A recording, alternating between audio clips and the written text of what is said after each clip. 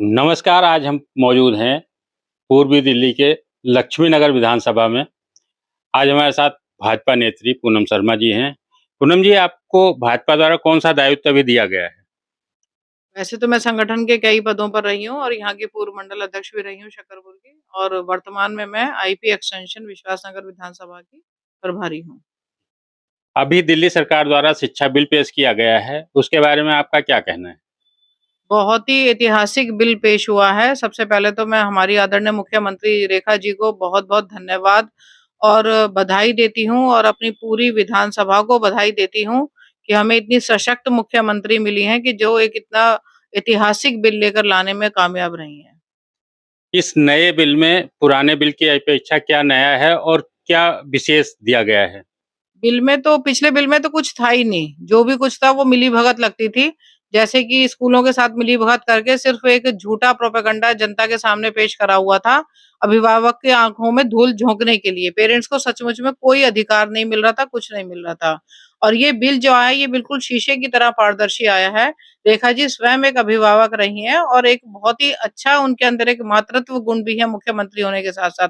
वो दिल्ली की जनता को अपने बच्चों की तरह मान रही हैं और उनकी एक-एक परेशानी को स्वयं की परेशानी मान के चल रही हैं। तो उन्होंने जो ये बिल बनाया बहुत गहन चर्चा और लंबी बैठकों के बाद आया है और एक-एक मुद्दे पर बहुत ही गहन चर्चा हुई है और उसके बाद वो मानसून सत्र में पेश किया गया और जहाँ पर पारित किया गया है। क्या है इस विशेष बिल में? इस बिल में सब कुछ ही विशेष है, पहले की तरह कोई झूठ का पुलिंदा नहीं है। इसमें पेरेंट्स को अधिकार मिले हैं कि अगर क्या कहते हैं कि उनके साथ अन्याय होता है, तो उनके पास 3 स्तरीय कमेटी होगी जहाँ पर वो अपनी शिकायत कर सकते हैं। स्कूल स्तर पर, जिला स्तर पर और राज्य स्तर पर। वो 3 स्तरीय अपनी शिकायत कर सकते हैं और बिल में सबसे बड़ी बात है कि पहले जो स्कूल मनमानी करते थे कि हर 6 महीने में या साल भर में फीस बढ़ाना तो उनका तय था। और बिना पेरेंट्स को नोटिफाई करे हुए और इस बार क्या है कि 3 साल से पहले कोई भी स्कूल फीस नहीं बढ़ा सकता। और पहले की जो उसमें था कि 350 स्कूल जो आते थे, वो आपके उसमें आते थे जो सरकार ने दिखावा करा था कि हमने प्राइवेट स्कूलों पर नकेल कसी है, जिन पे जो डीडे की लैंड पे बने थे या कुछ उनको मिलता था, तो वो क्या कहते हैं, वो आ रहे थे। इस बार 1677 आप विश्वास कीजिए पूरी दिल्ली के 1677 स्कूल दिल्ली सरकार के अधीन आ रहे हैं, जिसमें उन्होंने नकेल कसी है कि आप बिना परमिशन के, बिना गाइडलाइन के आप फीस स्ट्रक्चर में बढ़ोतरी नहीं कर सकते हैं। तो बहुत नई-नई चीज़ें आई हैं इस बिल में जो पेरेंट्स के लिए प्लस साबित होंगी, पॉजिटिव साबित होंगी।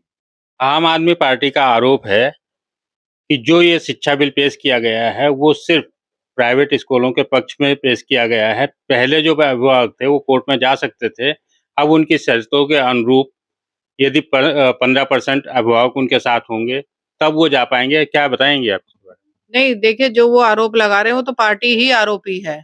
जिसका मुख्यमंत्री खुद जेल में रह के आ रहा हो, हैं, अभी भी वो रिमांड पे चल रहे हैं, वो तो पूरी की पूरी जो पार्टी है, वो तो आरोपी पार्टी है। तो आरोप लगाना ही अब उनकी नीति बची है, उनके पास कुछ नहीं बचा दिल्ली में, ना उनका वोट बैंक बचा है, ना उनके पास कार्यकर्ता हैं। तो अभी आपने देखा होगा जो विधानसभा में वो सो कॉल्ड उनके नेता पहुँचे भी हैं, वो जबरदस्ती अभिभावकों को लेके वहाँ पर पहुँचे हैं और वहाँ पर प्रदर्शन करा रहे हैं, उनसे बुलवा रहे हैं और खुद पीछे उनके खड़े हुए हैं। ऐसा लग रहा है जैसे बसों में भर-भर के वो पेरेंट्स को वहाँ पर लेकर गए हैं। तो कोई भी पेरेंट्स अपनी मर्ज़ी से विधानसभा का रास्ता नहीं देखता, ना विधानसभा पहुँचा है। तो वो आरोपी पार्टी है, वो तो लगाती रहेगी। उनके अब ये हो रहा है कि रेखा गुप्ता जी के मार्गदर्शन में इतनी अच्छी शुरुआत कैसे हो गई है। हमारा एक ही तो शराब मंत्री का शिक्षा का मुद्दा था, तो जो उनके हाथ से निकल गया। तो जो उनका शिक्षा मंत्री खुद शराब के केस में जेल गया हो कि शिक्षा की आड़ में जो चुपचाप शराब की बोतलों का व्यापार बढ़ाने का विज़न लेके चल रही थी पार्टी, वो भारतीय जनता पार्टी पे उँगली उठाएगी, वो माननीय मुख्यमंत्री पे उँगली उठाएगी। वो मुख्यमंत्री जी के कहीं भी आगे समकक्ष ठहरती ही नहीं, हमें भाग्य से ऐसी मुख्यमंत्री मिली हैं। में? आम आदमी पार्टी का आरोप है कि जो उन्होंने कमेटी गठित करने की बात कही है, उसमें 5 आदमी अभिभावकगण के होंगे, 5 स्कूल के होंगे, हुँ। मैनेजमेंट कमेटी के होंगे। उसके बाद अगर उनको कोई बात अपनी रखनी है, तो उसके लिए कम से कम 15% अभिभावकों की सहमति ज़रूरी है। हुँ, हुँ।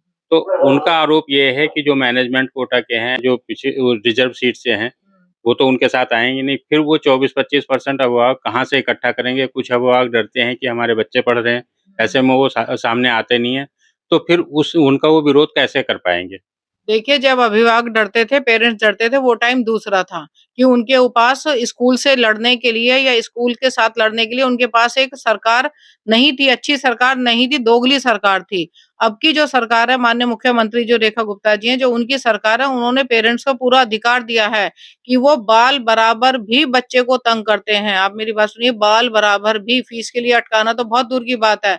वो रिजल्ट में हेरा-फेरी करते हैं या मानसिक रूप से बच्चे को प्रताड़ित करते हैं, या किसी भी रूप में बच्चों को प्रताड़ित करते हैं, तो उन पर बच्चे के हिसाब से 50,000 रुपए का जुर्माना है। और वो ज़रा भी फीस में बिना दिशा निर्देशों के चलते हैं, तो 3 बार उन पर कम से कम पेनल्टी है। पहली पेनल्टी 5 लाख, फिर 10 लाख और फिर और डबल हो जाएगी, या ट्रिपल हो जाएगी 20 दिन में। तो इतना पेनल्टियों का बोझ उनके ऊपर पड़ेगा ना कि स्कूल को नानी याद आ जाएगी अगर वो अपनी चलाते हैं तो। तो ये थी पूनम शर्मा जी, उन्होंने बताया कि यदि अभिभावकों को या बच्चों को स्कूल किसी भी प्रकार से प्रताड़ित करता है, तो उन पर बहुत तगड़ी पेनल्टी लगेगी। इसके लिए सरकार प्रतिबद्ध है। सहयोगी चेतन शर्मा के साथ मैं नीरज पांडे, एनपी न्यूज़, दिल्ली।